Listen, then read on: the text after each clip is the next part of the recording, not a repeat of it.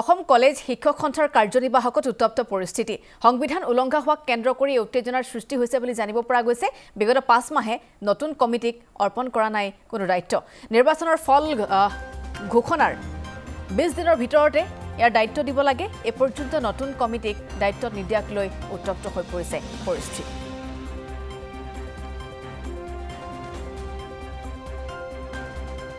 আকৌ জনাইছো এই মুহূৰ্তৰ এটা গুৰুত্বপূৰ্ণ খবৰ আৰু সেই খবৰ অনুসৰি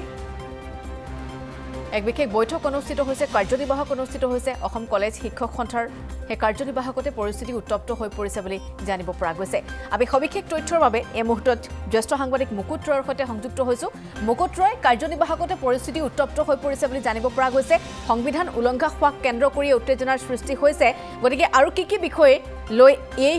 যেহেতু কৈ এনে ধৰণৰ পৰিবেশ পৰিস্থিতিৰ সৃষ্টি হোৱা বুলি জানিব পৰা গৈছে উত্তপ্ত পৰিস্থিতি হোৱাৰ আৰু কি কাৰণ আছে হয় পাবৰি ইতিমধ্যে এনডিএফৰ দৰ্শকসকলে অৱগত হৈছে যে অসম কলেজ শিক্ষক সংস্থাৰ জৰুৰী কাৰ্যনিৰ্বাহক সভা অনুষ্ঠিত হৈ আছে আৰু এই সভা এই মুহূৰ্তত চলি আছে আমি এই সভা কক্ষৰ বাহিৰতে আছো আৰু বাহিৰৰ পৰা আমি স্পষ্টভাৱে শুনিছো তাত কি ধৰণৰ এক উত্তপ্ত পৰিস্থিতিৰ সূচনা হৈছে কাৰণ যি নৱনিৰ্বাচিত কমিটি আছে কলেজ শিক্ষক সংস্থাৰ এই কলেজ শিক্ষক সংস্থাৰ নৱনিৰ্বাচিত কমিটিখনে দুটা ভাগত বিভক্ত হৈছে বিশেষকৈ সাধাৰণ সম্পাদকৰ পৰাগজ্যোতি মহন্তৰ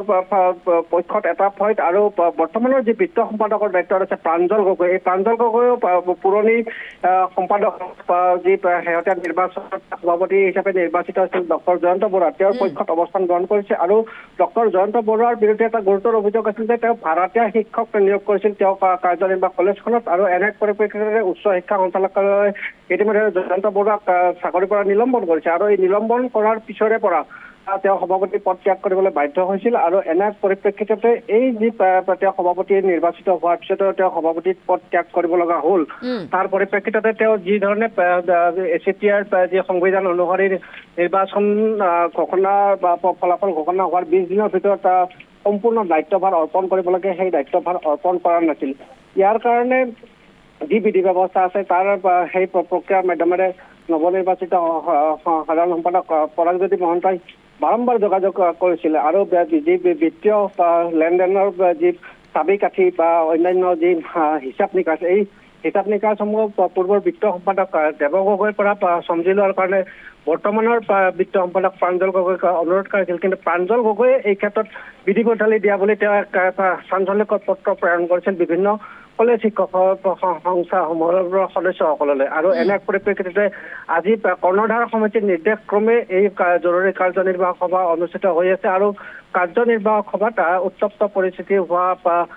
ইতিমধ্যে পৰিলক্ষিত হৈছে যদিও আমাক এই ক্ষেত্ৰত ভিডিঅ' ফুটেজ সংগ্ৰহ কৰাৰ অনুমতি প্ৰদান কৰা নাই কিন্তু আমি বাহিৰৰ পৰাই এই ধৰণৰ যি উত্তপ্ত পৰিস্থিতিৰ সূচনা হৈছে এয়া অৱগত হ'বলৈ সক্ষম হৈছো আৰু এই মুহূৰ্ততো কাৰ্যনিৰ্বাহক সভা চলি আছে আনকি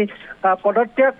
কৰাৰো ভাবুকি দিবলগীয়া এক পৰিস্থিতিৰ সূচনা হোৱা বুলি কলেজ শিক্ষক সংস্থাৰ তৰফৰ পৰা এক সূত্ৰই এই বিষয়ে অৱগত কৰিছে যে পৰাগজ্যোতি মহন্তই যি ধৰণে হাৰাশাস্তিৰ সন্মুখীন হৈ আছে এনে পৰিপ্ৰেক্ষিততে তেওঁ পদত্যাগ কৰাৰো চিন্তা চৰ্চা কৰা বুলি ইতিমধ্যে এই কাৰ্যনিৰ্বাহকতে তেওঁ অৱগত কৰাৰ তথ্য ইতিমধ্যে এক সূত্ৰই অৱগত কৰিছে